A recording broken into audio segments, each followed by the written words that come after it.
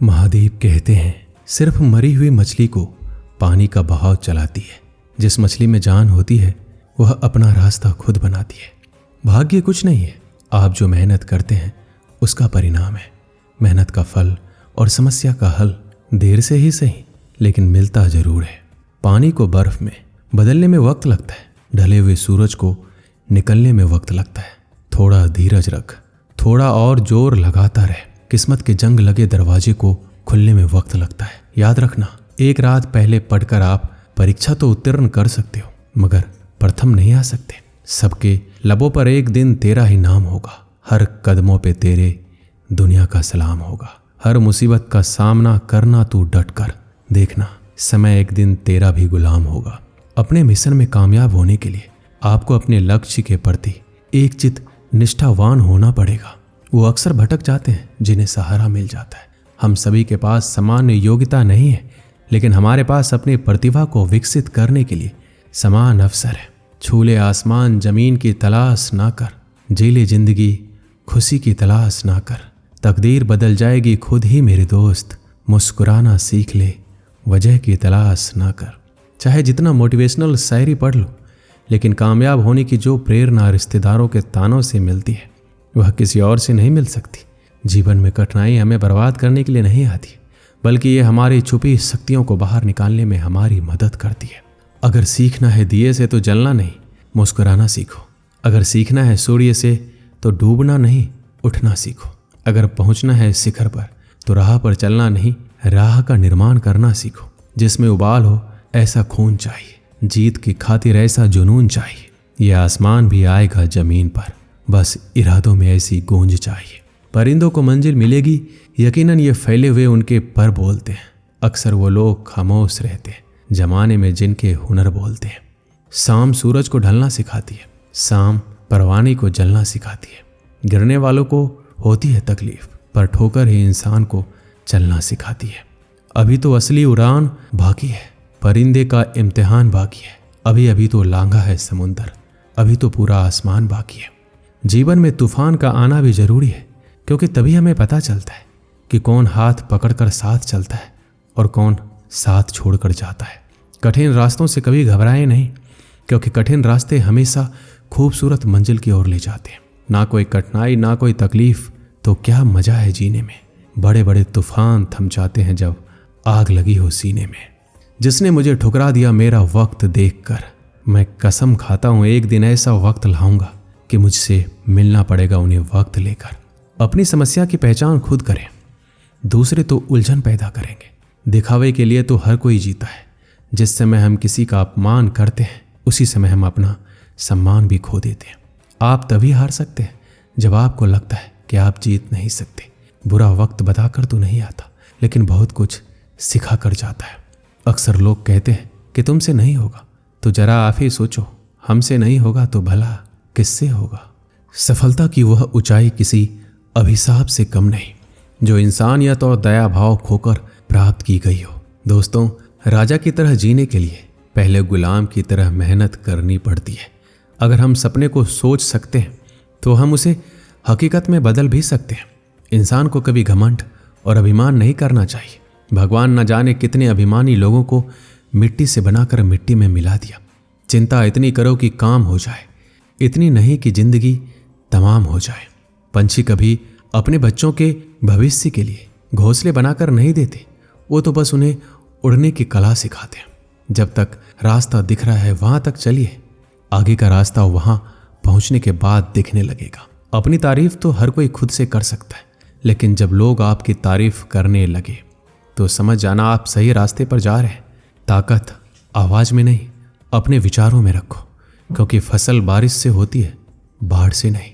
अगर आप हार कर भी मुस्कुराते हैं तो यह आपकी जीत से कहीं बढ़कर है जो सामने वाले की जीत को फीकी कर देती है। जिंदगी में चुनौतियां हर किसी के हिस्से में नहीं आती क्योंकि किस्मत भी किस्मत वाले को ही आजमाती है। अगर जीवन में सफलता प्राप्त करनी है तो मेहनत पर विश्वास कीजिए। किस्मत की आजमाइश तो जुए में होती है। हमें आने वाले कल से अपने आप अच्छे होने की उम्मीद नहीं करनी चाहिए बल्कि आज की गई मेहनत और तैयारी से ही उसे अच्छा बना सकती है। मुश्किलों से डरकर भाग जाने से कहीं बेहतर है उसका डटकर मुकाबला करना। जो डरते हैं उन्हें कभी सफलता हासिल नहीं होता। लोगों की बातें कभी दिल पर नहीं लेनी चाहिए। लोग अमरूद खरीदते समय पूछते हैं मीठे तो है ना, बाद में नमक लगा के खाते हैं। आपका आज का परिणाम आपके अतीत के किए गए कर्म है। भविष्य बेहतर बनाना है तो आज के फैसलों को बदल दो। भरोसा रखना खुद पर, यहाँ तक आए हो तो आगे भी जाओगे। पैर के नीचे रखी भगवान की टूटी मूर्ति को देखकर समझ आया कि परिस्थितियां चाहे कैसी भी हो, पर कभी खुद को टूटने नहीं देना, वरना ये दुनिया टूटने पर भगवान को घर से निकाल सकती है। तो फिर हमारी तो औकात ही क्या है।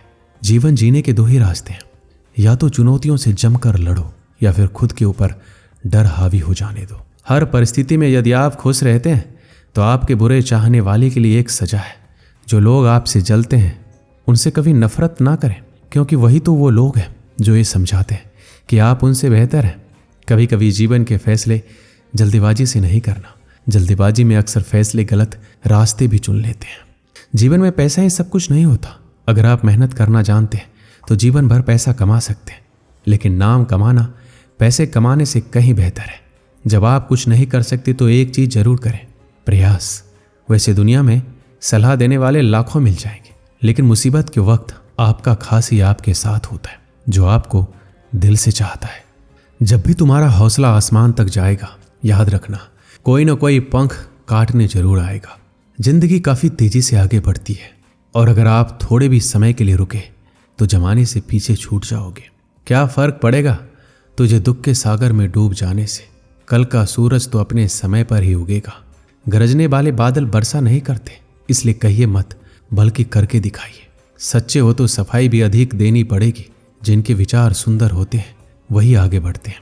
कभी देखा है क्या गलत सोच वालों को इतिहास बनाते हुए? अगर आपके जीवन का लक्ष्य है तो आपको आगे बढ़ने से कोई नहीं रोक सकता। अगर समय पर बुरी आदतें ना बदली जाए तो बुरी आदतें आपका समय बदल देती है। व्यक्ति जितना छोटा होता है उसका घमंड उतना ही बड़ा। दरिया बनकर किसी को डुबाने से बेहतर है कि जरिया बनकर किसी को बचाया जाए। कल को किसने देखा, तो कल का क्यों इंतजार करना। जो करना है अभी से शुरू कर देना बेहतर होता है। सफलता की प्राप्ति चाहते हो तो जिद करना भी सीख लो। कठिनाइयों से ही हमारे जीवन के धैर्य की परीक्षा होती है। इनसे ही आपके अंदर की सामर्थ्य का पता चलता है। सफलता हाथों की लकीरों में नहीं, माथे के पसीनों में मिलती है। जो लोग अपने जीवन का सदुपयोग करते हैं, असल में वही लोग सही से जीवन जी पाते हैं। अपनी जिंदगी को सिर्फ आप स्वयं बदल सकते हो, और ये कार्य आपके लिए कोई और नहीं कर सकता। चोरी, निंदा और झूठ, ये तीन बातें चरित्र को नष्ट करती है। भले ही चाहे कितनी असफलता मिल जाए, लेकिन कभी भी गलत रास्ते पर नहीं चलना। गलत रास्ते पर चलने के बजाय असफल होना कहीं बेहतर है। एक राज्य में एक पंडित जी रहा करते थे। वो अपनी बुद्धिमत्ता के लिए प्रसिद्ध थे। उनकी बुद्धिमत्ता के चर्चे दूर दूर तक हुआ करते थे। एक दिन उस राज्य के राजा ने पंडित जी को अपने दरबार में आमंत्रित किया। पंडित जी दरबार में पहुंचे। राजा ने उनसे कई विषयों पर गहन चर्चा की। चर्चा समाप्त होने के पश्चात जब पंडित जी प्रस्थान करने लगे तो राजा ने उनसे कहा, पंडित जी आप आज्ञा दें तो मैं एक बात आपसे पूछना चाहता हूँ। पंडित ने कहा, पूछिए राजन।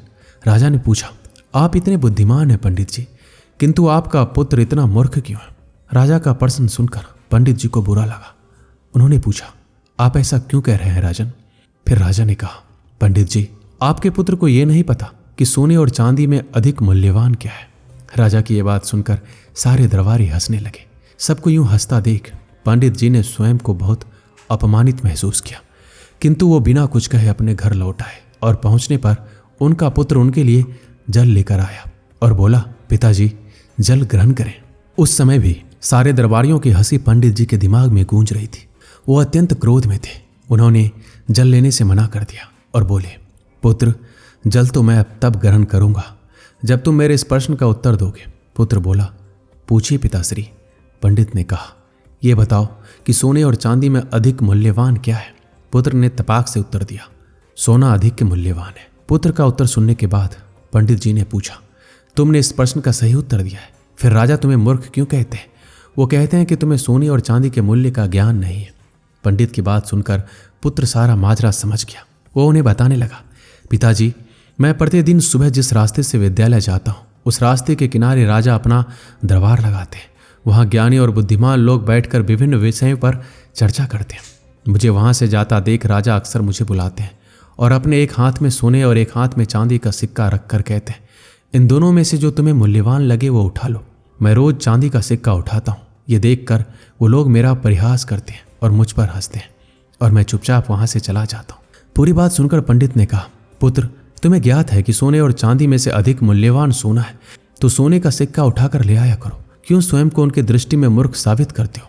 तुम्हारे कारण मुझे भी अपमानित होना पड़ता है। पुत्र हंसते हुए बोला, पिताजी, मेरे साथ अंदर आइए, मैं आपको कारण बताता हूँ। वह पंडित जी को अंदर के कक्ष में ले गया और वहां एक कोने पर एक संदूक रखा हुआ था। उसने वह संदूक खोलकर पंडित जी को दिखाया।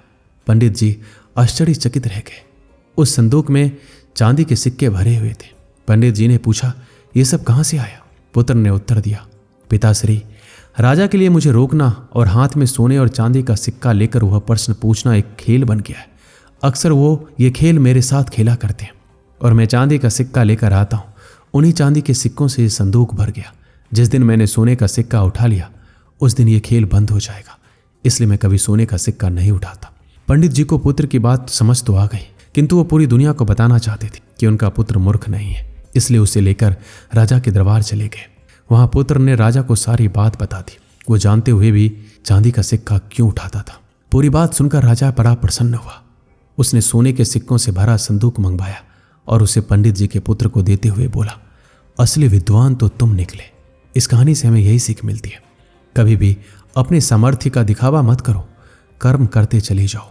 जब वक्त आएगा तो पूरी दुनिया को पता चल जाएगा कि आप कितने सामर्थ्यवान हैं।